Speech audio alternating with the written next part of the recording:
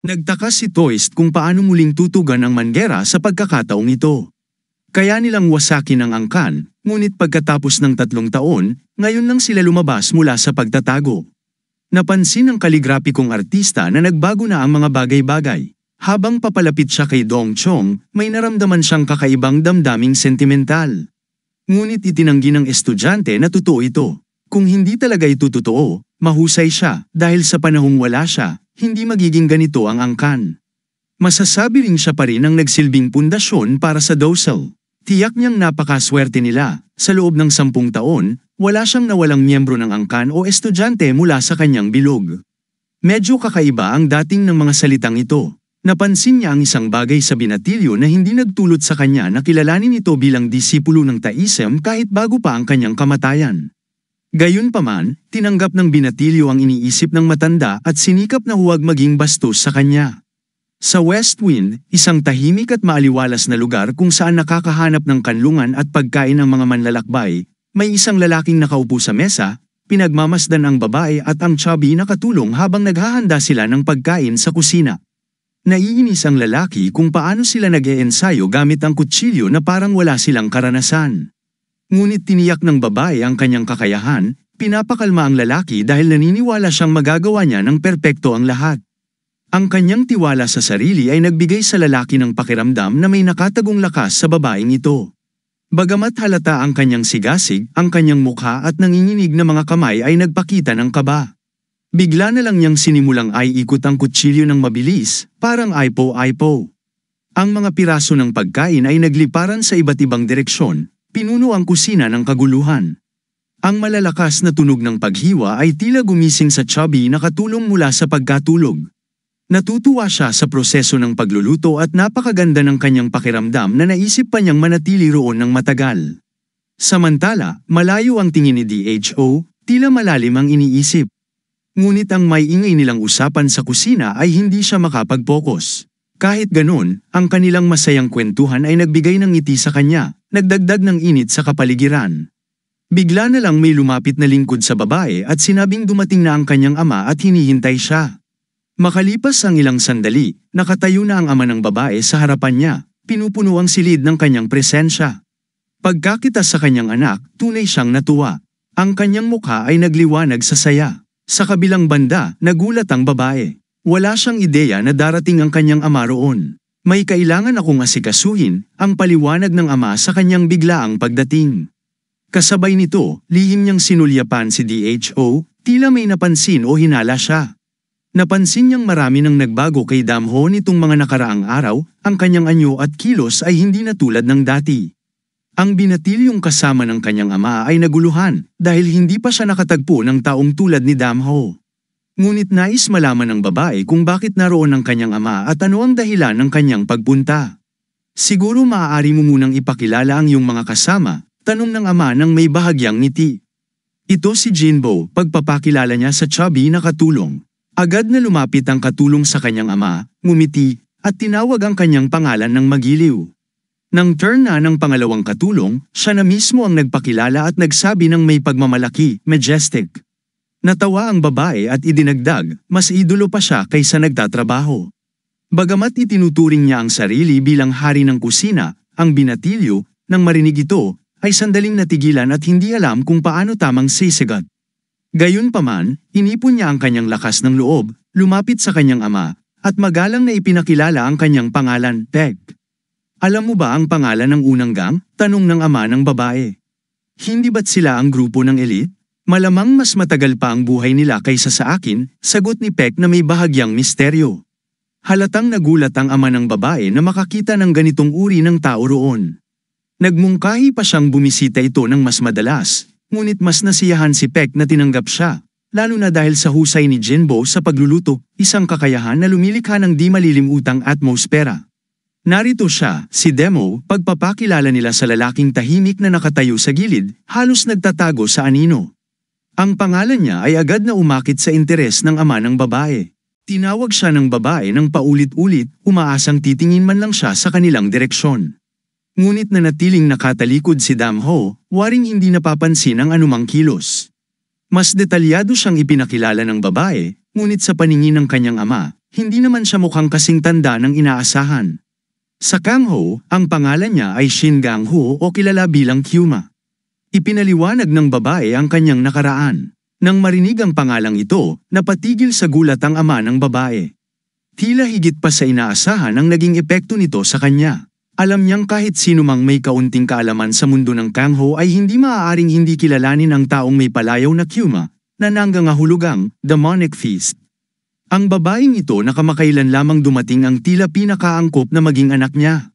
Sinubukang pakalmeyan ni Peck ang sitwasyon sa pamamagitan ng pagsasabing huwag nang pansinin ang ugali ni Dam na tahimik at hindi mahilig makipag-usap. Sa sandaling yun, lumapit ang ilan pang bisita sa kanilang host. Tahimik na iniulat ng isa sa mga lingkod na dumating na ang mga inaasahang tao. Hiniling ng ama ng babae sa mga lingkod na iwanan muna sila sandali. Sa harapan niya, nakatayo ang 4 na estranghero, lahat ay may seryosong ekspresyon. Isa sa kanila, na may bigete, ay magalang na lumapit sa ama ng babae. Narinig ko na ikaw si Asen. Masaya akong makita kang nasa mabuting kalusugan, Silver Lord, magalang na sabi ng bisita. Ikinalulugod kong makilala ka, Il Lord, sagot ng Silver Lord ng may magalang na tono.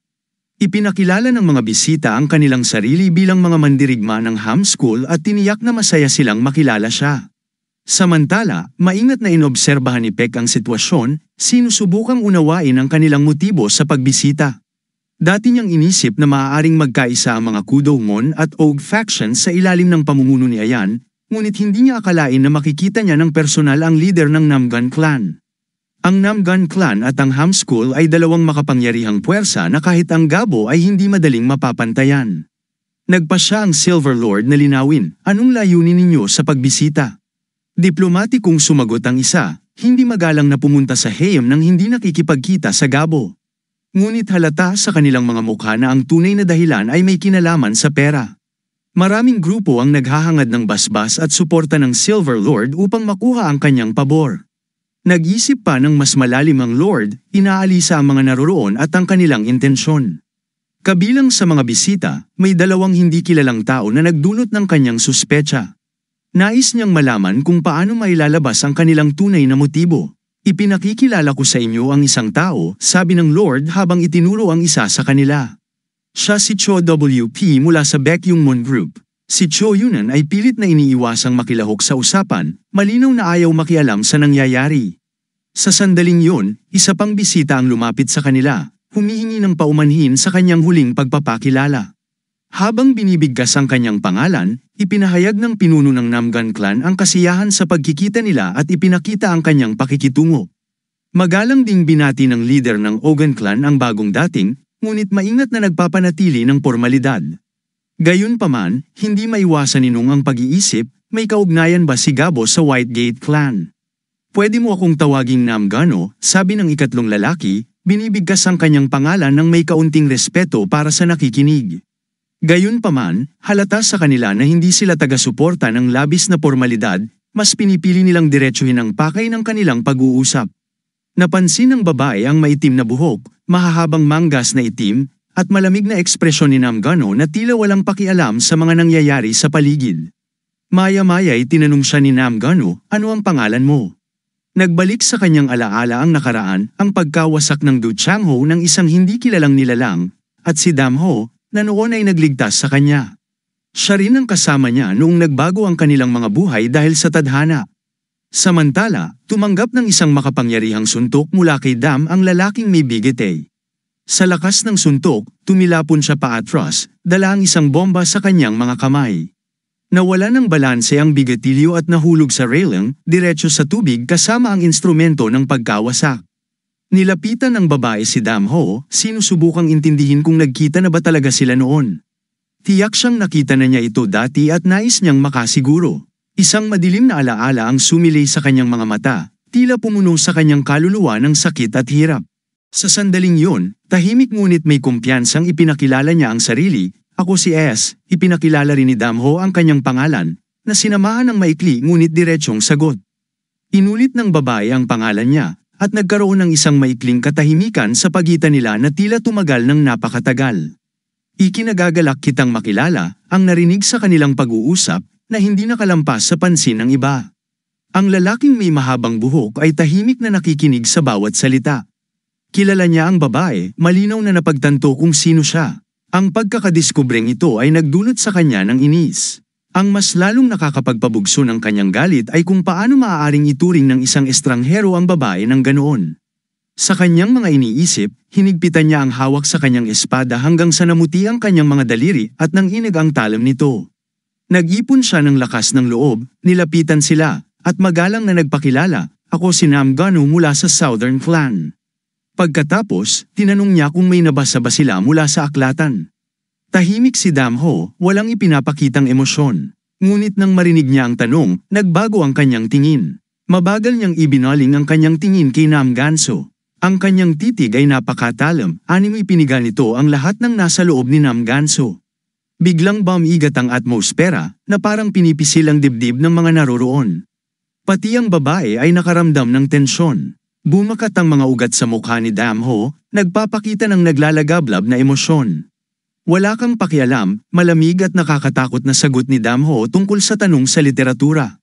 Ang kanyang tono ay nagpaigting ng tensyon sa paligid. Wala nang duda na si Damho ang kilalang hermit na laman ng mga alamat. Pagkatapos ng lahat, walang mandirigma na walang mentor ang makakahanap ng tamang daan ng mag-isa. Kalma lang na sumagot si Namganso, "Kung ayaw mong magsalita, sabihin mo lang." Pero bakit kailangang bastyusin ng walang dahilan? Biglang sumingit sa usapan si Namganan, na ang pangalan ay nagpapahiwatig na kabilang siya sa Namgan clan. Nilapitan niya si Damho, tiyak na kung naroroon ito. Dapat ay kilala niya ang ilan sa mga lokal, marahil si Gabo na nakatayo malapit at nakikinig sa kanilang pag-uusap. Gayunpaman, agad na tumanggi si Gabo, "Walang kaugnayan ng lalaking ito sa akin."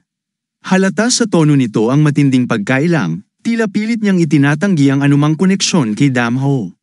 Dahil dito, nagsimula ng magduda ang mga naroroon. May hinala ang lahat na may kaaway sa loob mismo ng mga pader ng Honam, kaya't lubhang nababahala si Go. Kumbinsido si Namganang na kung si Damho ay isang karaniwang lagalag lamang, wala sanang nakarinig tungkol sa kanya. Subalit, iba ang sinasabi ng mga kwento. Naalala niya ang alamat tungkol sa isang lalaki na kumilos ng mag-isa ngunit hindi matinag. Ito ang kwento ng isang tao na winasak ang lahat ng kaaway sa bundok Sikhan, nag-iisa. Ang parehong tao ay nakagawa rin ng isang kahangahangang gawain sa bundok Ham, patunay ng kanyang lakas at tapang.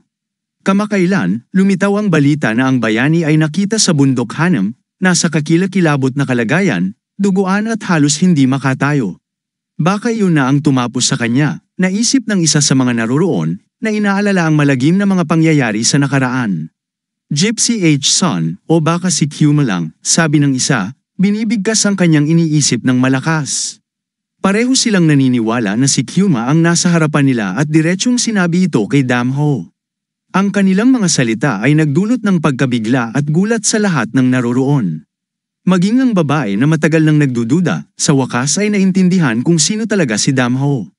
Ngunit nanatili siyang kalmado at sinagot na hindi yun mahalaga. Subalit, itinuro sa kanya ng mga tao ang walang saysay na mga patayan na nagawa niya noon, na pinahihiwatig na sapat na yun upang ipatawag ang galit ni Kay. Gayunpaman, hindi alintana ni Damho ang iniisip ng iba tungkol sa kanya. Para sa kanila, siya ay nanatiling isang tao na maraming inosenteng pinatay, at ang imaheng ito ay nanatili sa kanilang isipan. Isa sa mga naroroon ang walang pag-aatubiling nagsabi, "Kapag natapos ang lahat ng ito, ikaw ang magiging commander." Ang mga salitang ito ay binitiwan ng direkta kay Damho, ngunit hindi siya tumutol. Ipinaliwanag lamang niya na nakasalalay ito sa kanyang mga kilos at desisyon sa hinaharap. Kung ayaw mong maging leader ng estado, maaari mong gamitin ang iyong kapangyarihan sa ibang makabuluhang paraan, dagdag pa ng isa. Ang iba ay nakinig ng mabuti, sang-ayon sa kanyang matatalinong pananaw. Napunta ang usapan sa darating na malaking pagbabago sa Ko, at ang mundo nila ay mangangailangan ng tulong. Iminungkahi ng isang lalaki na gamitin ni Damho ang kanyang kapangyarihan para sa kabutihan, nangako na kapag ginawa niya ito, mawawala ang lahat ng kaso laban sa kanya. Ngunit para kay Damho, ang mga salitang yon ay parang inuutos sa kanya na maging isang sunod-sunurang aso, kaya't lalo siyang nainis. Nang ipahayag ni Damho ang kanyang nararamdaman, bigla siyang pinatahimik upang maiwasan ang sigalot. Inamin nila na siya ay isang napakahalagang kakampi at na tanging sa kanyang tulong lamang nila malalagpasan ang mga panganib. Subalit, pinaalalahanan nila siya na maging maingat dahil anumang pagkakamali ay maaaring maging napakamahal. Ang Ko ay isang lugar ng patuloy na pagbabago. Walang tiyak dito, babala nila sa kanya. Pagkatapos noon, nagkaisa silang ang lugar na iyon ay hindi angkop para sa seryosong pag-uusap at nagpasya silang ipagpatuloy ito sa mas ligtas na lugar. Nang magtipon sila, pumunta sila sa isang saradong bulwagan upang talakayin ang kanilang mga susunod na hakbang. Ang lalaking may mahabang buhok ay hindi maunawaan kung talagang nais ng commander na iwan na lang ang lahat sa ganoong estado, dahil kung minsan ang kanyang mga desisyon ay tila hindi lohikal. Pabulong na nag-usap-usap ang ilan kung dapat ba nilang kontrolin ang mga kilos ni Damho sa pamamagitan ng anino ng kapayapaan, ngunit napagkasunduan nilang huwag siyang patayin. Mayroon silang isang mahalagang dahilan na maaaring magamit sa hinaharap. Ano ang pinag-uusapan ninyo? Tanong ng lalaking may mahabang buhok, halatang nag-aalala. Kapag sumabog na ang Jin and Ron, magkakaroon ng dugo sa lahat ng dako, at ang kanyang mukha sa galit ay magiging perpektong larawan ng kaguluhan, sabi ng isang lalaki na may kasiyahan sa kanyang tinig. Tahimik na nakinig ang dalaga sa ideyang ito, isinasaalang-alang ang posibilidad nito. Samantala, nanatiling tiwala ang isa pang lalaki na sinabing tiyak na tutulungan tayo ng langit sa tamang pagkakataon. Sa sandaling yon, lumitaw ang perpektong biktima, at walang duda na si Damho ang tinutukoy. Isang mandirigma mula sa Southern Clan ang pumasok sa silid ni Ogan, may dalang katana, na lalo pang nagpataas ng tensyon sa sitwasyon. Naramdaman ng lahat sa loob ang nakakakilabot na katahimikan na nagdulot ng hindi komportableng pakiramdam sa bawat isa. Sa totoo lang, ang nakakasakal na atmosfera ay nagsimulang makainis sa lahat, nagdudulot ng pagkadismaya.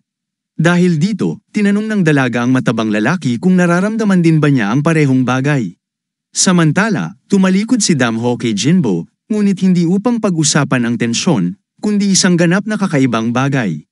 Diretso niyang sinabi na siya ay gutom na, umaasa ng solusyon mula kay Jinbo. Hindi ito naging problema para kay Jinbo dahil agad siyang kumuha ng kawali at inilagay ito sa apoy. Hindi ka mabubusog sa cookies lang, at kung pagsasabayin mo ang lahat sa kawali, siguradong masusunog, sabi niya habang sinimulan ang pagluluto. Naglagay siya ng mantika sa mainit na kawali, at kitang-kita na ang pagluluto ay tunay na nagbibigay kasiyahan sa kanya. Sa proseso, nanatili siyang kalmado at tiwala, alam na alam ang magiging resulta. Sa walang pag-aalinlangan, sinimulan niyang hiwain ang isda nang may kamanghamanghang husay. Dahan-dahan at maingat niyang hiniwalay ang balat mula sa laman, ipinapakita ang kanyang kasanayan. Ang paraan ng kanyang pagproseso sa isda ay kakaiba at agad na nakaakit ng atensyon. Ang kanyang konsentrasyon ay nasa pinakamataas na antas, lubos siyang nakatutok sa ginagawa at hindi nagpadistrakto sa kahit ano. Ang dalaga ay humanga sa bawat galaw ni Jinbo, iniisip na kung ganoon din siya kahusay sa paggamit ng espada, tiyak na magiging isang alamat siya bilang swordsman.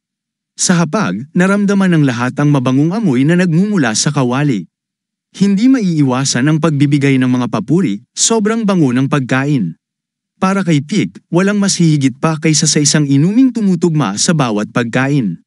Ngunit ang pritong isda ay maaaring makipagtagisan sa paborito niyang inumin. Maging ang mga nagluluto para sa kanya ay maaaring idagdag sa kanyang handaan. Hindi nagtagal, handa na ang ulam. Isang espesyal na putahe ang inilagay sa mesa, makulay na isda na mukhang kakaiba ngunit nakakatakam. Lahat ay napahanga sa presentasyon ni Jinbo, na tumanggap ng papuri mula sa bawat direksyon. Inamin ni Jinbo na nakuha niya ang recipe sa cookbook ng kanyang ama, ngunit ngayon lamang niya ito niluto. Mukhang napakasarap, sabi ng dalaga, hindi nagtipid sa papuri at tinawag siyang isang mabuting tao at bihasang kusinero.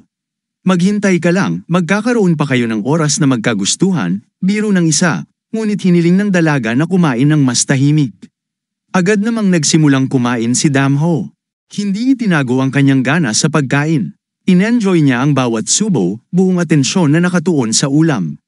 Si Pik, hawak ang kanyang baso, sumigaw ng vodka, sabay higop ng paborito niyang inumin kasabay ng masarap na isda.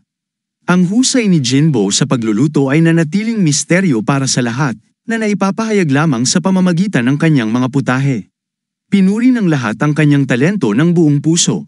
Walang espesyal, sabi ni Jinbo, ngunit nag-anyaya pa rin sa lahat na lumapit, na tila may tinutukoy na kawili-wili. Nag-aalangan ang dalaga at tinanong kung kakayanin nga ba niya, ngunit tiwala niyang sinagot na kaya niya ito.